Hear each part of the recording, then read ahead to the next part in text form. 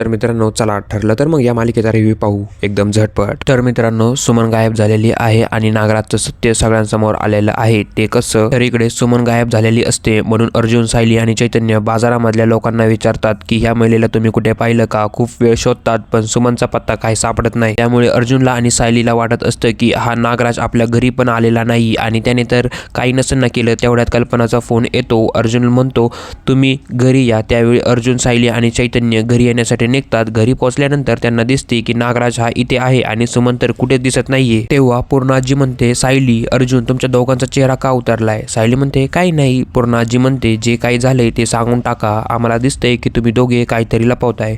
सायली म्हणते जे काही घडलंय आता ते सगळं नागराज काकाच सांगतील। तेव्हा नागराज म्हणतो मी काय सांगणार। सायली म्हणते नागराज काका सुमन कुठे। अर्जुन म्हणतो उत्तर दे नागराज काका, आणि तू इथे येण्याआधी कुठे गेलता। नागराज म्हणतो कुठे असणार आहे ती, घरीच असणार आहे, थांब मी फोन लावून विचारतो। त्यावेळी अर्जुन म्हणतो आम्ही कधीपासून कॉल करतोय नागराज काका, आधी कॉल उचलत गेला नाही आणि आता मग कनेक्ट झाला नाही आणि आता स्विच ऑफ दाखवतोय। तेव्हा नागराज काका सरळ सरळ खोटं बोलत असतो की त्याला सुमन बद्दल काहीच माहित नाहीये। घरातील सर्व लोकांना कळते की सुमन गायब झालीये। अर्जुन म्हणतो नागराज काकांनीच काहीतरी केले, कारण अर्जुन हे पण सांगतो की नागराज काका गेले काही दिवस त्यांना मारहाण करतात आणि त्यांच्यावर हात उचलतात। त्यावेळी रविराजने हे ऐकताच नागराजच्या कानाखाली मारली। रविराज म्हणतो हे सर्व सत्य असेल तर मी तुला पोलिसांना कंप्लेंट करणार आणि तुला जेलमध्ये टाकणार आहे। असेच एपिसोड पाहण्यासाठी चॅनल लाईक, शेअर आणि सबस्क्राईब नक्की करा। धन्यवाद।